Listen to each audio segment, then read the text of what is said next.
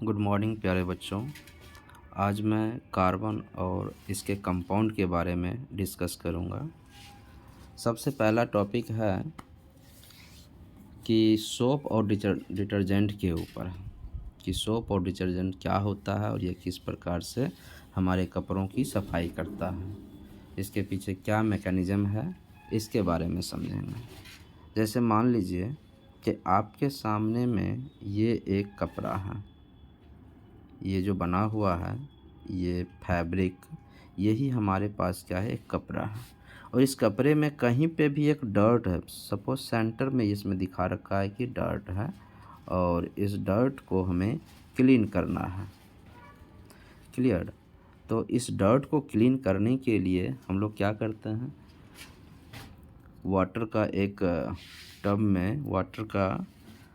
एक टब लेते हैं और उसमें हम लोग सोप डाल देते हैं। फिर क्या होता है, उससे मिलाते हैं। फिर क्रिएट क्या होती है, वहाँ पे फॉर्म क्रिएट होता है, यानी झाग तैयार होता है ना। फिर क्या, इसमें हम लोग अपना कपड़ा डाल देते हैं और कुछ समय तक इसको चलाते हैं, या फिर यही चीज़ हम वॉशिंग मशीन में डाल देते हैं। तो वॉशिंग मशीन भी किस प्रकार से काम करता है, या जब अपने हाथों से हम लोग काम करते हैं तब किस प्रकार से ये वाटर और सोप के बीच का क्या रिलेशन है, ये क्या करता है जो कपड़े साफ़ हो जाता है। तो आज हम लोग इसी के ऊपर चर्चा करेंगे, ठीक है। तो देखिए, soap and detergent cleaning action of soap, यानी कि यहाँ पे सोप का क्या एक्शन हो रहा है कपड़े की सफाई के लिए। तो देखिए, हर एक वाटर मॉलिक्यूल्स का एक वेव होता है। जब हम पानी में सोप को डालते हैं तो क्या होता है, वो दोनों के बीच में एक तालमेल बैठता है। पहले अच्छे से क्या होता है, झाग तैयार होता है, ठीक है। जब वो झाग तैयार हो जाएगा तो हम उसमें डर्ट जो है, क्लॉथ को, डर्ट फैब्रिक को उसमें डालेंगे। तो जब उसमें डाला जाएगा तो जो सोप होते हैं, जो क्लीनिंग एक्शन में आएगा, उसके दो पार्ट होते हैं। एक को बोलते हैं हेड और एक को बोलते हैं टेल। हेड माने आगे वाला, टेल माने पीछे वाला पार्ट। तो जैसे आपको यहाँ पे ये दिख रहा है, ये जो बना हुआ चीज़, इसमें कुछ इस तरह से होता है। मैं आपको बना के दिखा रहा हूँ। ये वाटर का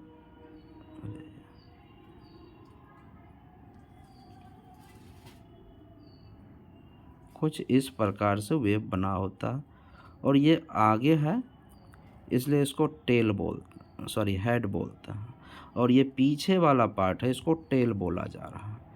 एक और, ये सभी डायरेक्शन में होते हैं, कुछ इस तरह से है, ये आगे, उसको हेड बोला जाएगा।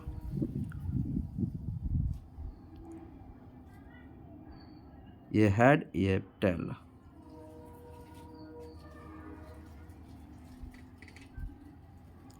तो आपको दिख रहा, ये जिस जगह पे कपड़े में डर्ट होगा, उस जगह से क्या होता है कि सभी डायरेक्शनों में उसको सेंटर से बाहर की तरफ उस डर्ट को रिमूव करने में लग जाता है।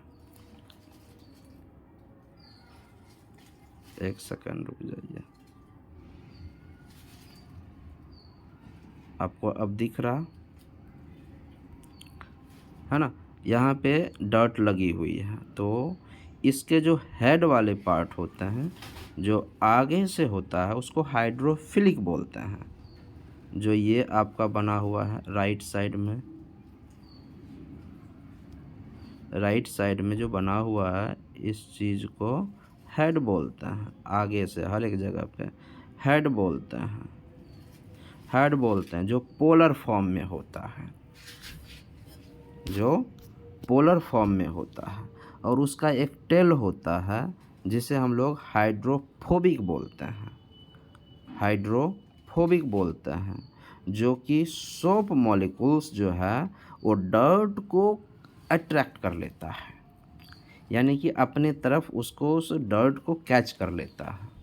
और जो हाइड्रोफिलिक पार्ट होता है, जिसे हम लोग वाटर लवेबल पार्ट बोलते हैं, ठीक है, तो वो वाटर में मिक्स हो जाता है और जो डर्टी होता है ना, वो डर्ट कहाँ पे होगा, हेड की तरफ या टेल की तरफ। तो याद रखना है टेल की तरफ होगा, क्योंकि हाइड्रोफोबिक पार्ट जो होते हैं उसमें सोप मॉलिक्यूल्स डर्ट को अपने तरफ क्या करता है, अट्रैक्ट कर लेता है। जब वो अपने तरफ अट्रैक्ट कर लेगा तो क्या हो जाएगी, धीरे धीरे धीरे धीरे सेंटर में भी अगर होगा, कहीं पे कपड़े के सेंटर में भी अगर डर्ट होगा तो उसे धीरे धीरे क्या करेगा, किनारे तक ले जाएगा और फिर बाहर निकाल, किनारे तक निकालने का मतलब पानी में जा कर के फिर उसे छोड़ देगा। तो देखिए क्या लिखा हुआ है इसमें, when soap is added to water, जब हम लोग सोप यानी जो डिटर्जेंट पाउडर होता है उसे अगर पानी में हम लोग मिलाते हैं तो soap molecule uniquely Orient, soap molecule जो होता है उसे किसी पार्टिकुलर डायरेक्शन में क्या होता है, काम करना स्टार्ट करता है, खुद ही काम करता है वहाँ पे, itself themselves to form spherical soap micelles, और वो क्या करता है, वो एक स्फेरिकल शेप का बबल्स तैयार करने लग जाता है। ठीक है जी। जब आप वाटर में सोप मॉलिक्यूल्स को डालिएगा, सोप डालिएगा, तो वो जो सोप मॉलिक्यूल्स होंगे उसकी जो वर्किंग जो है, फंक्शन है, वो ऑटोमेटिक स्टार्ट हो जाता है। और वाटर में क्या करता है, वो सोप एक स्फेरिकल्स बबल का फॉर्मेशन करता है जिसे मिसल्स बोलते हैं। Okay, the polar the non polar hydrophobic part, non polar जो पोलराइज नहीं होता है उसे नॉन पोलर कहते हैं, और वो टेल की तरफ होता है, इस शेप के टेल की तरफ होता है वो, जिसका काम क्या होता है, जिसका काम क्या होता है, देखिए आप यहाँ पे लिखा हुआ है, the soap molecule attract the dirt, soap molecule attract करता है डर्ट को। और oil part of the fabric, या कपड़े में जो ऑयल पार्टी होते हैं उस चीज़ को अट्रैक्ट करता है, जबकि the polar hydrophilic part, hydrophilic जो कि वाटर, अभी मैंने बताया वाटर लवेबल पार्ट होता है, जो कि सोप मॉलिक्यूल के हेड की तरफ होता है वो, और वहाँ पे CH3O COO- Na+ के फॉर्म में होता है, जो कि रिमेंस वाटर मॉलिक्यूल में ही वो रह जाता है। क्यों, क्योंकि हाइड्रोफिलिक पार्ट तो वाटर लवेबल ग्रुप है, तो वाटर के साथ ही रह जाएगा, वो डर्ट के साथ तो नहीं जाएगा। लेकिन सोप मॉलिक्यूल का जो टेल पार्ट होता है वो डर्ट के साथ निकल जाता है। ठीक है, तो इस तरीके से क्या होता है, सफाई होता है। अब आगे देखिए, अब क्या कीजिएगा, सब चीज़ मिला दीजिए उसमें, मिलाने के बाद द एजिटेशन और scrubbing of the fabric helps the micelles, जब आप उसे वाटर में सोप डिटर्जेंट डाल दिए हैं, फिर उसके बाद स्क्रबिंग करेंगे, आप एजिटेशन करेंगे, तो आपको जो डर्ट पार्ट है, जो ऑयली है, उसको वहाँ से निकालने का काम करेगा वो, carry the oil or dirt particles and detach them from the fibers of the fabric, कपड़े से क्या कर देगा वो, ऑयल या डर्टी पार्ट को इट विल डिटैच, यानी कि दोनों कपड़े का और उस डर्ट के बीच जो कॉम्बिनेशन बना हुआ था, जो चिपका हुआ था, उसको हटाने का काम करेगा वो। देखिए यहाँ पे इसने यहाँ पे हटा रखा है, ये कंप्लीट रूप से डर्ट फ्री फैब्रिक हो गया, और ये वाटर मॉलिक्यूल्स में जा कर के ये सोप मिसल्स छोड़ दिया, है ना। Dirt trapped with in soap molecule, जो सेंटर पे था डर्ट, अब वो बाहर हो चुका है सर। तो इस प्रकार से क्या होता है, क्लीनिंग एक्शन होते हैं, जो है कपड़े की सफाई की जाती है। नेक्स्ट है hard water. Hard water contains salts of calcium and magnesium, जो हार्ड वाटर होता है उसमें आपका कैल्शियम और मैग्नीशियम के सॉल्ट प्रेजेंट होते हैं, लाइक CaCO3 एंड MgCO3, जिसे मैग्नीशियम कार्बोनेट कहते हैं।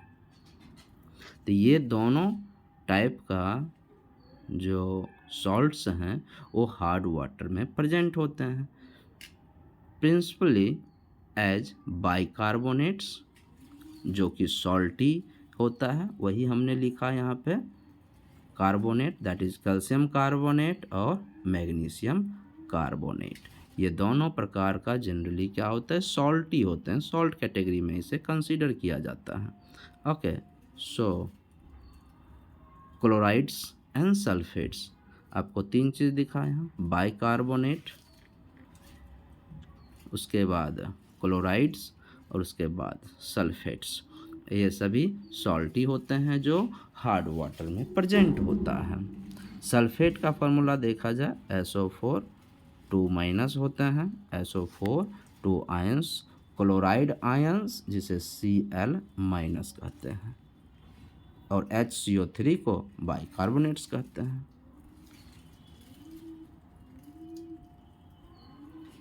ठीक है, तो अब देखिए इसका डिटेलिंग क्या है।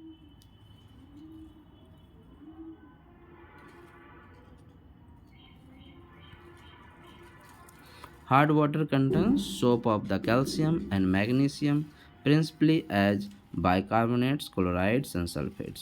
When soap is added to hard water, अब देखिए अगर सोप को हार्ड वाटर में मिलाया जाएगा तो क्या होगा, calcium and magnesium ions of hard water react with soap forming insoluble curdy white precipitate of calcium and magnesium salts of fatty acids. This is the formula of soap. C17H35COO Na is the formula of soap plus magnesium chloride, इसमें magnesium chloride के साथ जब reaction कराया जा रहा है तो product क्या बन रहा है, C17H5COO2 Mg, और सोडियम और Na मिल करके NaCl सॉल्ट का फॉर्मेशन कर ले रहा है। सिमिलरली सोप को कैल्शियम क्लोराइड के साथ रिएक्शन करा रहे हैं तो C17H35COO whole twice Ca plus 2 NaCl का formation. These precipitate stick to fabric being washed and hence interfere with the cleaning ability of the soap. Therefore, a lot of soap is wasted if water is hard. So, which water is best for cleaning? Hard water or a soft water? तो hard water तो कभी नहीं कहेंगे, क्योंकि hard water में तो जो soap molecules हैं वो तो आकर के चिपक जा रहा है, जिसके वजह से साफ़ करने के क्रम में ज़्यादा से ज़्यादा हमको सोप मॉलिक्यूल्स की आवश्यकता पड़ेगा। इसलिए हम लोग कभी भी हार्ड वाटर में नहीं करेंगे।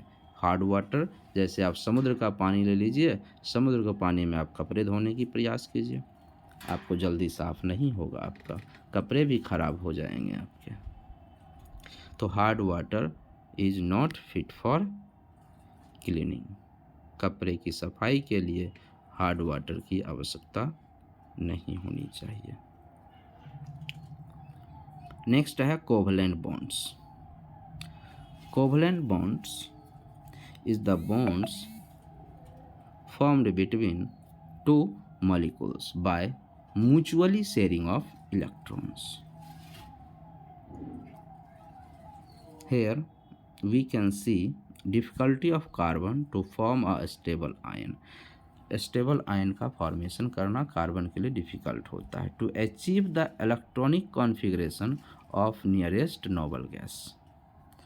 नोबल गैस या फिर उसको इनर्ट गैस भी कहते हैं या फिर उसे स्टेबल गैस भी कहते हैं, जो कि किसी भी एलिमेंट के साथ रिएक्शन नहीं करता है, वो अक्रिय गैस होता है। जैसे हीलियम, और भी होते हैं, टोटल 6 होते हैं जो नोबल गैस होते हैं, helium, neon, argon, krypton, xenon and radon, है ना। ये सभी एक ऐसा एलिमेंट है जो पीरियोडिक टेबल में किसी भी एलिमेंट के साथ रिएक्शन नहीं करता। If the carbon atom loses 4 of its valence electron, क्योंकि कार्बन की जो एटॉमिक नंबर होता है वो 6 होता है। और ये नियरेस्ट नोबल गैस की बात करें तो या तो हीलियम है या नियोन है।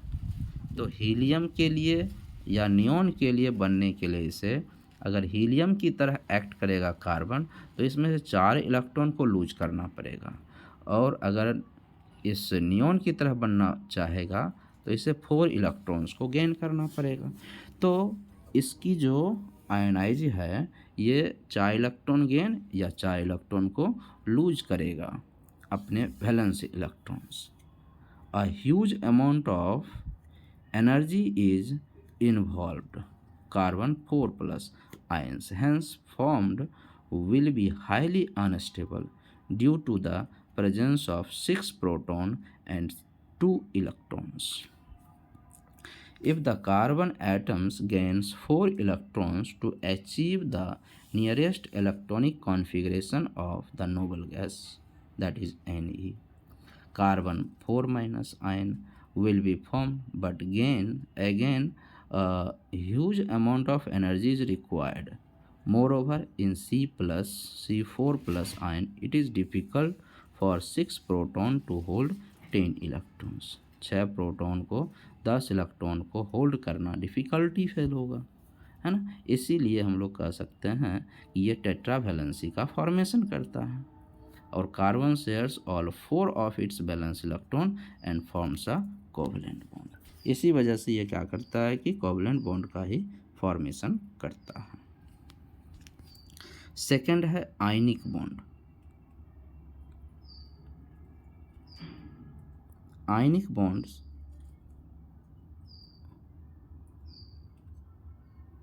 The ionic bond involves the transfer of valence electrons primarily between a metal and a non-metal.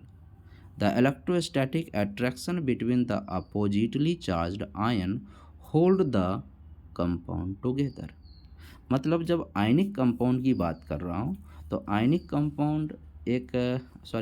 Bond एक ऐसा बॉन्ड है जिसमें इलेक्ट्रोनिगेटिव और इलेक्ट्रोपॉजिटिव के बीच का बॉन्ड बनता है। तो ये इलेक्ट्रोनिगेटिव इलेक्ट्रोपॉजिटिव कैसे होगा? तो कोई भी एटम अगर गेन करता है या फिर कोई भी एटम इलेक्ट्रॉन को गेन या लूज करता है तो उस क्रम में वो एटम आयनीकृत हो जाता है, आयोनाइज हो जाता है। तो आयंस के बीच जो आयोनाइज्ड एटम्स के बीच का जो बॉन्ड बनता है उसको कहते हैं आयनिक बॉन्ड। मतलब एक एटम जो कंप्लीट ट्रांसफ़र करेगा इलेक्ट्रॉन किसी दूसरे एटम के लिए तो उस दोनों के बीच जो बॉन्ड का फॉर्मेशन होता है उसे हम लोग आयनिक बॉन्ड कहते हैं। जैसे Na और Cl है, क्लोरीन और सोडियम है, तो इसकी इलेक्ट्रॉनिक कॉन्फ़िगरेशन 281 और इसका 287 है। इलेक्ट्रॉनिक कॉन्फ़िगरेशन दोनों का अलग अलग है। अब देखिए, ना तो क्लोरीन स्टेबल है और ना ही सोडियम स्टेबल है। स्टेबिलिटी कैसे पहचानते हैं कि उसके आउटरमोस्ट सेल इलेक्ट्रॉन में या तो 2 होगा इलेक्ट्रॉन या 8 होगा या फिर 18 होगा। इस तरह से अगर होगा तो वो जो होता है स्टेबल होता है। तो देखिए, यानी कि अगर ये सोडियम अपना 1 इलेक्ट्रॉन क्लोरीन को दे देता है तो ये सोडियम भी स्टेबल हो जाएगा और साथ ही साथ क्लोरीन भी स्टेबल हो जाएगा, क्योंकि इसके सोडियम के आउटरमोस्ट ऑर्बिट में 2 और 8 बच जाएगा। आउटरमोस्ट सेल में कितना इलेक्ट्रॉन बच जाएगा? 8 इलेक्ट्रॉन। और क्लोरीन की बात कर रहा हूँ तो इसमें भी देखिए 2 8, ये 1 इलेक्ट्रॉन क्लोरीन को दे देगा तो ये भी बन जाएगा 8। तो यानी 2 8 स्टेबल हो गया। 10 होता है और 10 होता है नियोन का। और इसकी बात कर रहे हैं तो 2 8 8 8 8 16 2 18, ये आर्गन की तरह एक्ट कर जाता है। तो इसका मतलब ये भी स्टेबल हो गया और ये भी स्टेबल हुआ। कब हुआ स्टेबल? जब ये आयन फॉर्म में आया है। तो यानी इस सोडियम के आयन कितने होंगे? तो Na+ होगा। और क्लोरीन पे कितने होगा, Cl- होगा। तो Na+ और Cl- एक पे पॉजिटिव और एक पे निगेटिव चार्ज डेवलप हुआ है। तो Na पे अगर पॉजिटिव चार्ज आया तो इलेक्ट्रो पॉजिटिव, और Cl पे माइनस आया है तो इलेक्ट्रो निगेटिव। यानी कि पॉजिटिव और निगेटिव के बीच कौन सा फोर्स लगता है, इलेक्ट्रोस्टैटिक फोर्स। क्या अट्रैक्शन का फोर्स या रिपल्सन का फोर्स, तो कहेंगे यहाँ पे अट्रैक्शन का फोर्स लगेगा, क्योंकि plus minus always attracts towards each other, sign दोनों के अपोजिट होंगे। तो पॉजिटिव और निगेटिव ये भी एक आयंस, कैटाइंस, इसको क्या कहेंगे, एनाइंस। कैटाइन और एनाइन के बीच जो बॉन्ड का फॉर्मेशन होता है उसे आयनिक बॉन्ड कहते हैं। और आयनिक बॉन्ड कैसे बनाता है कि एक एटम कंप्लीट अपना इलेक्ट्रॉन दूसरे एटम को ट्रांसफ़र करने के बाद दोनों के बीच जो बॉन्डिंग होगा उस बॉन्डिंग का नाम होगा आयनिक बॉन्ड, आयनिक बॉन्ड। और उस दोनों एटम के बीच जो फोर्स लगेगा उस फोर्स का नाम होगा electrostatic force. I think ionic bond का कंसेप्ट जो है वो क्लियर हो गया होगा, ठीक है। चलिए, आयनिक कंपाउंड्स आर, ये कैसे होते हैं, are usually crystalline solids. Obviously जो Na+ और Cl- बना, Na+ और Cl- बना, ये दोनों कैसा होता है, क्रिस्टल फॉर्म में। आपने अपना NaCl किसका फॉर्मूला होता है, सॉल्ट का होता है ना, NaCl सॉल्ट का होता है, और सॉल्ट एक रॉक होता है, चट्टान की तरह होता है। तो कैसा हुआ, सॉलिड हुआ। ये अपने घरों में जो नमक का इस्तेमाल करते हैं खाने में, तो वो क्या है, सॉलिड होता है। Have high melting and boiling point, उसकी मेल्टिंग पॉइंट, मेल्ट कराने का, बॉइल्ड कराने की जो टेम्परेचर होती है वो बहुत ज़्यादा होता है। कंडक्ट इलेक्ट्रिसिटी व्हेन मेल्टेड, जब वो मेल्ट कर जाएगा तो उसमें हम लोग इलेक्ट्रिसिटी जो है कंडक्ट करा सकते हैं। इसीलिए घरों में जब अर्थिंग का यूज किया जाता है तो उस अर्थिंग के पास, अगर घरों में अर्थिंग की समस्या होती है तो जहाँ पे अर्थ में वायर डाला जाता है वहाँ पे लोग सॉल्टी वाटर जाके डाल देते हैं ताकि अर्थिंग मेंटेन रहे, इलेक्ट्रिसिटी जनरेट होता रहे। अब जैसे देखिए यहाँ कहा कि कंडक्ट इलेक्ट्रिसिटी व्हेन मेल्टेड। मान लीजिए कि एक टब है, ठीक है, और इस टब में क्या है, वाटर भरी हुई है, वाटर भरी हुई है, और इसमें अभी 100 ग्राम हमने क्या किया है, सॉल्ट डाल दिया है, 100 ग्राम।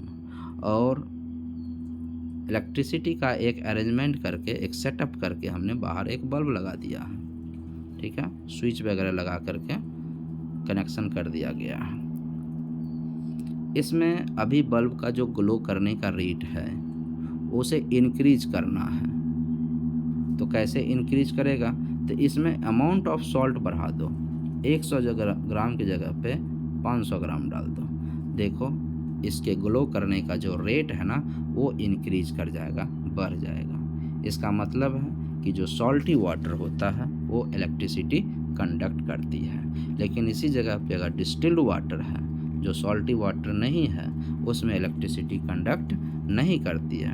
आप लोग कमेंट सेक्शन में बताएं कि डिस्टिल्ड वाटर में इलेक्ट्रिसिटी कंडक्ट नहीं होती है जबकि टैप वाटर में होती है, या फिर सॉल्टी वाटर में इलेक्ट्रिसिटी कंडक्ट होती है, इसके पीछे क्या रीज़न है। फोर्थ पॉइंट है, are mostly soluble in water and polar solvents. ये क्या होते हैं, ज़्यादातर पानी में ही घुलते हैं। जैसे NaCl क्या है, एक आयनिक बॉन्ड है, और इस तरह के कंपाउंड को आप डायरेक्टली वाटर में डाल दो, ये क्या हो जाएगा, घुल जाएगा। घुलने में वक्त नहीं लगाएगा, जल्द घुल जाएगा, क्योंकि वाटर सोलुबल होता है, समझे।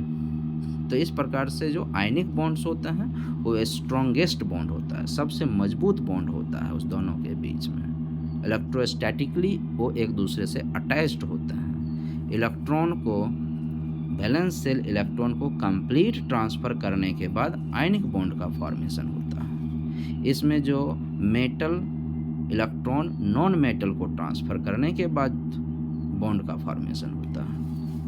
और इस आयनिक कंपाउंड्स कहाँ कहाँ पे एक्ट होता है, तो क्रिस्टलाइन सॉलिड्स होते हैं, इसके हाई मेल्टिंग बॉइलिंग पॉइंट्स होता है, इलेक्ट्रिसिटी कंडक्ट करती है, और ये ज़्यादातर वाटर में ही सोलुबल होते हैं। ठीक है, I think it is cleared. Next है covalent bond. Covalent bond is formed when pair of electrons are share between two atoms. It is primarily formed between two same non-metallic atoms or between non-metallic atoms with similar electronegativity. जिस दो atom का जो electronegativity है वो लगभग same होगा, तो उसी में क्या होगा कि इलेक्ट्रॉन को म्यूचुअली शेयरिंग किया जाएगा। जैसे कार्बन है और कार्बन है, इसका एक इलेक्ट्रॉन इसको दिया जाएगा, इसका एक इलेक्ट्रॉन इसको दिया जाएगा, तो इसका भी एक इलेक्ट्रॉन ये लेगा, यानी कि जितना देगा इलेक्ट्रॉन उतना ही लेगा। इस प्रकार का जो शेयरिंग होता है उसे म्यूचुअल शेयरिंग बोलते हैं। और इस दोनों के बीच, इस म्यूचुअल शेयरिंग के बीच, दोनों के बीच जो बॉन्डिंग बनता है उस बॉन्डिंग का ही नाम कोवलेंट बॉन्ड होता है। और इसकी जो स्ट्रेंथ होती है इस आयनिक बॉन्ड के रिस्पेक्ट में कमज़ोर होता है। आयनिक बॉन्ड के रिस्पेक्ट में कोवलेंट बॉन्ड कमज़ोर होता है। ओके, इस कोवलेंट बॉन्ड में ही लेविस डॉट स्ट्रक्चर का फॉर्मेशन होता है। लेविस डॉट स्ट्रक्चर होते क्या हैं? किसी भी एटम का वैलेंस सेल इलेक्ट्रॉन के अरेंजमेंट होते हैं उस एटम के चारों तरफ। जैसे Lewis structures are also known as Lewis dot structure और electron dot structure. These are basically diagrams with the element symbol in the center. The dots around it represent in the valence electron of the element. किसी भी atom के जो valence shell का जो electron होता है उस सिंबल के चारों तरफ उस इलेक्ट्रॉन्स को व्यवस्थित किया जाता है, और उस व्यवस्थित किए गए डायग्राम्स को ही क्या कहा जाता है? लेविस डॉट स्ट्रक्चर कहा जाता है। जैसे अभी आपके सामने है बेरिलियम, बोरॉन, कार्बन, नाइट्रोजन और ऑक्सीजन। बेरिलियम के पास दो ही वैलेंस इलेक्ट्रॉन है, क्योंकि इसका इलेक्ट्रॉनिक कॉन्फ़िगरेशन लिखेंगे तो बेरिलियम के पास 4 एटॉमिक नंबर होते हैं। एटॉमिक नंबर कितना है इसका? 4 है। और 4 के लिए अगर लिखा जाता है तो 2,2 आउटर मोस्ट सेल में 2 इलेक्ट्रॉन है, यानी 2 इलेक्ट्रॉन को इस बेरिलियम के चारों तरफ अरेंज करोगे तो 1 इलेक्ट्रॉन यहाँ रख दो, 1 इलेक्ट्रॉन यहाँ रख दो, चारों तरफ इस बेरिलियम एटम के अराउंड कहीं पे भी रखा जा सकता है। बोरॉन के पास वैलेंस सेल कितने होते हैं? 5 इलेक्ट्रॉन, टोटल 5 होते हैं, तो वैलेंस सेल में 2 और 3, आउटर मोस्ट सेल में 3 इलेक्ट्रॉन है, इसलिए बोरॉन के चारों तरफ 3 इलेक्ट्रॉन को रख दिया गया।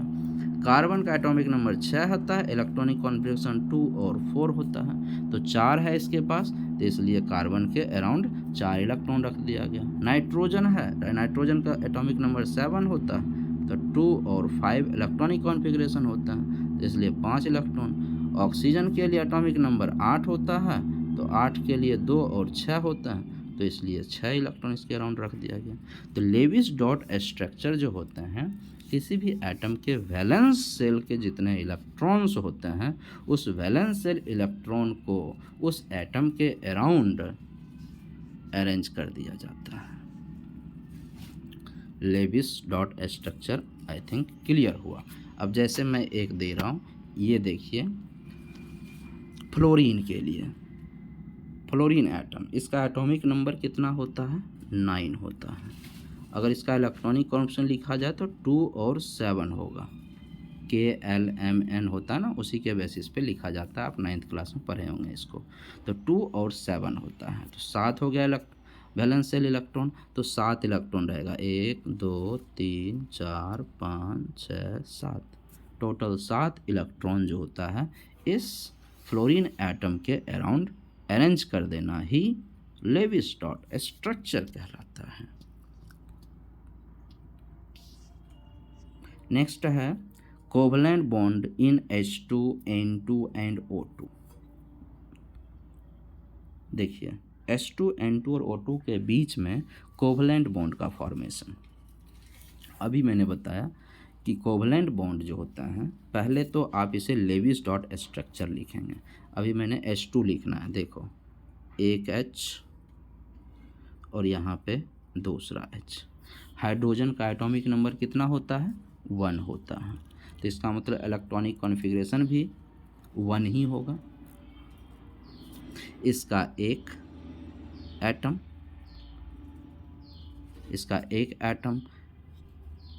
एटॉमिक नंबर 1 और वैलेंसी भी इसका 1, वैलेंस सेल में इलेक्ट्रॉन भी 1, इसलिए एक ही रहेगा।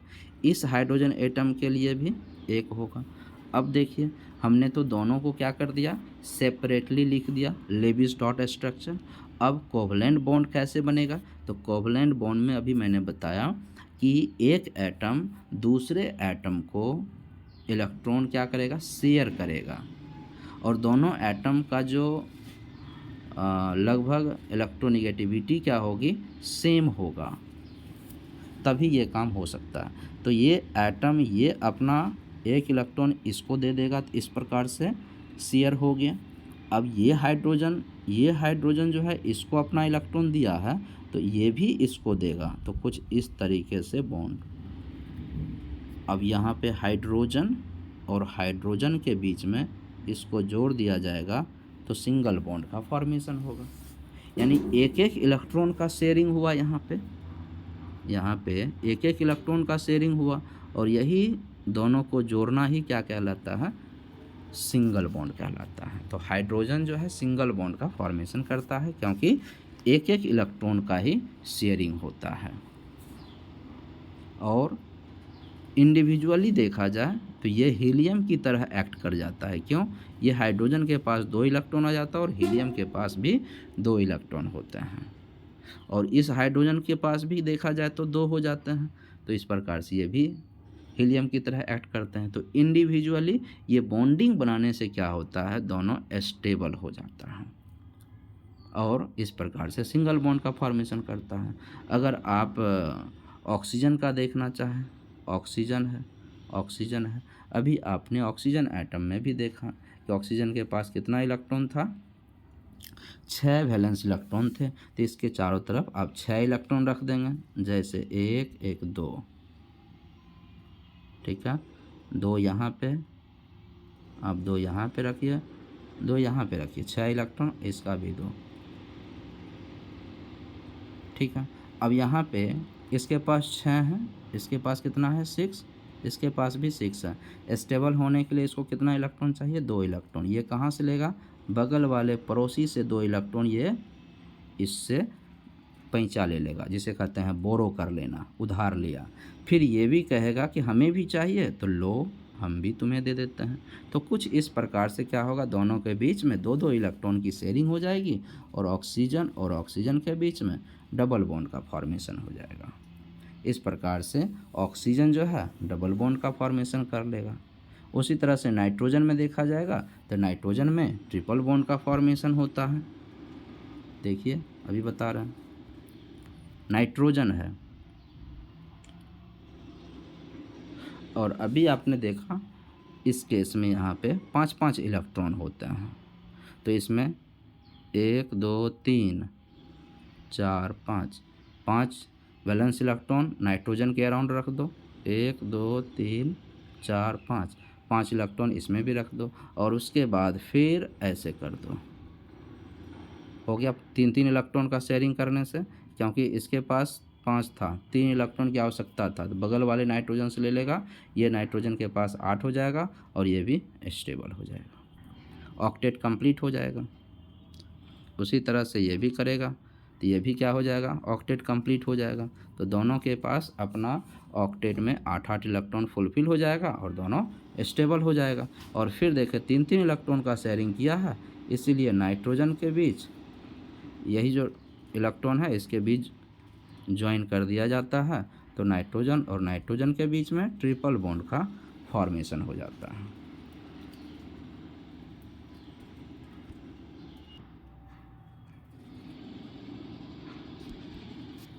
देखिए वही सब चीज़ किया हुआ है जो अभी मैंने समझाया। इसमें हाइड्रोजन हाइड्रोजन के बीच में सिंगल बॉन्ड बना है, ऑक्सीजन के बीच में डबल बॉन्ड बना है, नाइट्रोजन के बीच में ट्रिपल बॉन्ड का फॉर्मेशन बना है। तो सिंगल बॉन्ड, डबल बॉन्ड और ट्रिपल बॉन्ड में और ये कोवलेंट बॉन्ड यही होते हैं। अब देखिए तीनों का अलग अलग स्ट्रेंथ होगा, तीनों के जो मजबूती है, तीनों की क्षमताएं अलग अलग होगा। देखिए a single bond is formed, first में सिंगल बॉन्ड के बारे में, a single bond is formed between two atoms and then when two electrons are shared between them, that is one electron from each participating atom, it is depicted by a single line between the two atoms। दो atoms के बीच में क्या होगा, single atom का formation, single bond का formation होगा। Double में क्या होगा, अ double bond is formed between two atoms when four electrons are shared between them, that is one pair of electrons from each participating atom. एक participating atom क्या करेगा, दो electron का शेयर करेंगे। तो एक एटम दो इलेक्ट्रॉन दे रहा है तो दूसरा एटम भी दो दो इलेक्ट्रॉन देगा, तो चार इलेक्ट्रॉन हो जाएगा टोटल। और इसे हम लोग डबल बॉन्ड यानी डबल लाइन से दिखाते हैं, जिसे डबल बॉन्ड कहा जाता है। और तीसरा है a triple bond is formed between two atoms when six electrons are share between them, that is two pair of electrons from each participating atom, it is depicted by triple lines between the two atoms। यानी three electron shared, तीन electron क्या हो जाएगा, दो atoms के द्वारा तीन तीन इलेक्ट्रॉन्स का शेयरिंग होगा।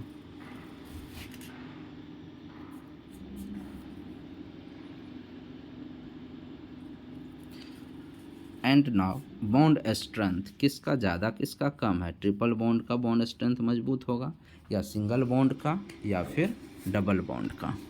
तो देखिए the bond strength of a bond is determined by the amount of energy required to break a bond. Bond strength की पहचान कैसे करेंगे, जिसमें जिस बॉन्ड को ब्रेक करने के लिए सबसे ज़्यादा एनर्जी की आवश्यकता होगी, उसकी बॉन्ड स्ट्रेंथ सबसे मजबूत होगी। तो यहाँ पे जो बॉन्ड लाइन जो है सबसे ज़्यादा ट्रिपल बॉन्ड का है। तो इसका मतलब तीन बॉन्ड को ब्रेक करने के लिए हमें एक्स्ट्रा एनर्जी, बहुत ज़्यादा एनर्जी की आवश्यकता होगा बॉन्ड ब्रेक करने के लिए, क्योंकि इसमें तीन बॉन्ड हैं और ये तीनों बॉन्ड होने के वजह से इसकी स्ट्रेंथ ज़्यादा होगी और एनर्जी ज़्यादा लगेगा। अब डबल बॉन्ड में है तो इसमें इसके रिस्पेक्ट में डबल बॉन्ड में कम एनर्जी लगेगा, और सिंगल बॉन्ड है तो ईजिली इसे ब्रेक कर दिया जाएगा। तो जो बॉन्ड स्ट्रेंथ की बात किया जाए तो सबसे ज़्यादा ट्रिपल बॉन्ड का बॉन्ड स्ट्रेंथ होगा, फिर डबल बॉन्ड का, और उसके बाद फिर सिंगल बॉन्ड का स्ट्रेंथ होगी। अब अगर एनर्जी देखा जाए किस बॉन्ड की एनर्जी ज़्यादा होगी, तो आप जानते हैं ट्रिपल बॉन्ड में सबसे ज़्यादा एनर्जी लगा था, तो सबसे ज़्यादा एनर्जी इसी के पास होगा। तो energy in triple bond is greater than energy in double bond is greater than energy in single bond. तो इस प्रकार से आप देख सकते हैं। Next bond length. Bond length is determined by the distance between nuclei of two atoms in a bond। The bond order of the bond length for multiple bond is triple bond less than double bond less than single bond। कि bond length देखा जाए तो सबसे बड़ा bond जो बनता है वो सिंगल बॉन्ड का होता है, उसके बाद डबल बॉन्ड का, और उसके बाद फिर ट्रिपल बॉन्ड का होता है। Distance between the nuclei of two atoms is list when they R triple bonded, जिसमें तीन तीन बॉन्ड का फॉर्मेशन होता है, उसमें दोनों एटम की जो बीच की जो डिस्टेंस होता है सबसे कम होता है, सबसे दूरियां निकट होती है। Okay okay now will discussed covalent bonding of nitrogen oxygen with hydrogen and polarity in the next videos। So up to this I think it is cleared the covalent bond, ionic bond, and how the covalent bond is formed and ionic bond is formed। Covalent bond is of 3 types, single bond, double bond, triple bond, which having the greater wavelength, greater bond length. Double bond, single bond, triple bond, which one bond length is greater? Single bond is greater than double bond is greater than triple bond. and bond strength किसका सबसे ज़्यादा होगा? Triple bond की, क्योंकि जिस चीज़ की लंबाई छोटी होगी उसको तोड़ने के लिए ज़्यादा एनर्जी चाहिए। तो ट्रिपल बॉन्ड का जो लंबाई है वो छोटा है, कम है, इसलिए उसमें ज़्यादा एनर्जी चाहिए। तो ट्रिपल बॉन्ड की जो बॉन्ड लेंथ होगी वो सबसे छोटी होगी, फिर डबल बॉन्ड की, फिर उसके बाद सिंगल बॉन्ड की। और एनर्जी देखा जाए तो किसका एनर्जी होगा हमें सबसे ज़्यादा ज़रूरत? ट्रिपल बॉन्ड का, फिर डबल बॉन्ड का, फिर सिंगल बॉन्ड का। ओके, तो यहाँ से जो है नेक्स्ट टॉपिक में कोवलेंट बॉन्डिंग नाइट्रोजन ऑक्सीजन जो है हाइड्रोजन के साथ कैसे बनता है वो हम लोग अब नेक्स्ट क्लास में पढ़ेंगे। Okay, thank you.